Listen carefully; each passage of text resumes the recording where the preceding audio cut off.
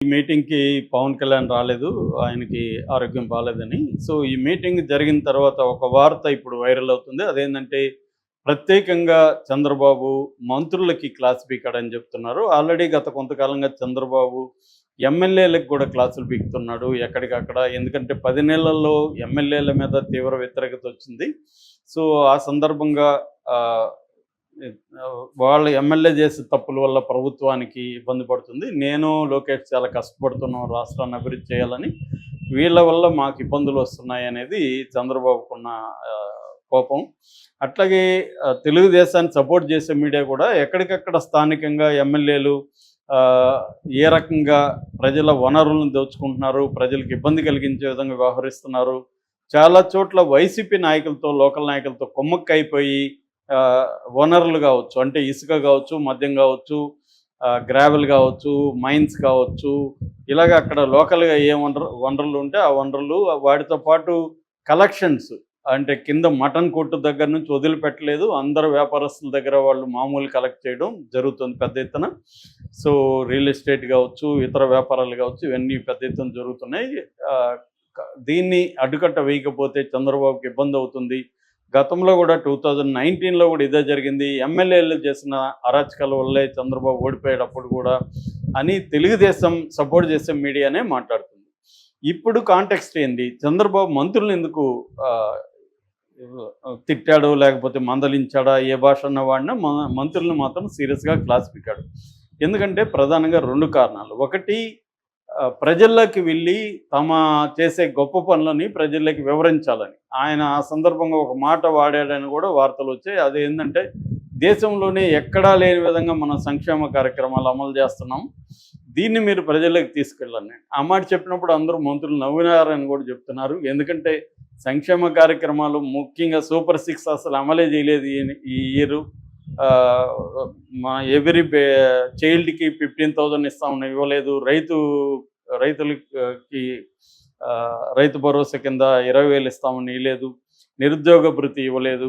మహిళలకి 18 ఏళ్ళు నిండిన వాళ్ళకి 1,500 ఇస్తామని ఇవ్వలేదు. గ్యాస్ సిలిండర్ సరిగా అమలు కావట్లేదు. తర్వాత ఉచిత బస్సు లేదు. ఇవేవి లేకుండా దేశంలోనే ఈ సంక్షేమ కార్యక్రమాలు గొప్పగా అమలు చేస్తున్నాం చంద్రబాబు అంటే వీళ్ళు నవ్వారని. అదే కాకుండా చంద్రబాబే ఈ మధ్యకాలంలో ఖజానాలో డబ్బులు లేదు, నాకు చాలా చేయాలని ఉంది, అందుకే చేయలేకపోతున్నాను, ఆయన అనేకసార్లు చేతులు ఎత్తేసిన సందర్భం కనబడుతుంది. మరోవైపు ఎలక్ట్రిసిటీ బిల్లులు పెరిగాయి. ఈవెన్ హౌస్ ట్యాక్స్ కూడా గతంలో జగనే ఎక్కువ పెంచాడు, మేము వస్తే పెంచమని చెప్పారు. ఇప్పుడు హౌస్ ట్యాక్స్ పెంచారు, కరెంటు బిల్లులు పెంచేశారు. మిడిల్ క్లాస్ మీద ఎఫెక్ట్ అయింది, లోవర్ క్లాస్ మీద అయింది. అసలు డబ్బులు సర్క్యులేట్ అవ్వడమే మానేసింది. నెగిటివ్ జిఎస్టీ గ్రోత్లోకి వెళ్ళిపోయింది. ఇటువంటి కండిషన్లో చంద్రబాబు క్లాస్ బెక్కుతున్నాడు అనేది వాళ్ళకున్న ఆవేదన.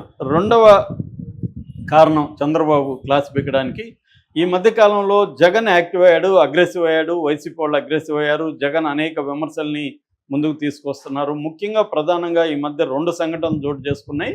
అది మతపరమైనవి. ఒకటేమో ప్రవీణ్ మరణం. ఆ ప్రవీణ్ మరణం మీద ఎప్పుడూ లేనంతగా ఈ ప్రభుత్వానికి వ్యతిరేకత ఒక వర్గం నుంచి, ముఖ్యంగా క్రిస్టియానిటీ నుంచి, దళితుల నుంచి వ్యతిరేకత వచ్చింది. ముఖ్యంగా పాస్టర్లు కావచ్చు, క్రిస్టియానిటీలో పెద్దలు కావచ్చు, హర్షకుమారు, కేఏ పాలు, బెన్నీలింగం, ఇలాంటి చాలామంది ఆయన ప్రవీణ్ మరణించిన విషయంలో ప్రభుత్వం కావాలని తప్పుడు సమాచారం అందిస్తుందని పెద్ద ఎత్తున విమర్శలు వస్తున్నాయి. ఈరోజు హైకోర్టులో కూడా పాల్ వాదిస్తున్నట్టుగా నిన్న వీడియో రిలీజ్ చేశాడు. సో ఈ విషయం మీద మంత్రులు ఎవరూ కూడా గట్టిగా కౌంటర్ చేయలేకపోయారనేది చంద్రబాబుకున్న ఒక అసంతృప్తి. రెండవది తిరుమలకు సంబంధించి. తిరుమలలో ఈ మధ్య ఈ బిఆర్ నాయుడు వచ్చిన తర్వాత అనేక అపవిత్ర కార్యక్రమాలు జరుగుతున్నాయి. లడ్డు దగ్గర నుంచి, ఆ తర్వాత అక్కడ తొక్కిసలాట్లో చనిపోయిన దగ్గర నుంచి, మొన్న మద్యము అలాంటిది నాన్ వెజ్ మద్యం అక్కడ దొరికింది. తర్వాత ఆవులు వరుసగా చనిపోతున్నాయి. ఇలాంటి అనేక ఫ్లైట్లు అనేక సార్లు పైన వెళ్తున్నాయి. ఇలాంటి అనేకం జరుగుతుంటే అక్కడ భూమన కరుణాకర్ కావచ్చు, ఎస్వి సుబ్బారెడ్డి కావచ్చు, గతంలో ఉన్న వైసీపీ టీటీడీ చైర్పర్సన్స్, వాళ్ళు పెద్ద ఎత్తున దీన్ని ప్రచారం చేస్తున్నారు. రీసెంట్‌గా ఈ ఆవుల చనిపోయిన విషయానికి సంబంధించి చాలా గట్టిగానే భూమన కరుణాకర్ రెడ్డి లాంటోళ్ళు మాట్లాడుతుంటే ఎక్కడా కూడా మంత్రులు స్పందించట్లేదు. మంత్రులు దాన్ని అడ్డుకోవట్లేదు.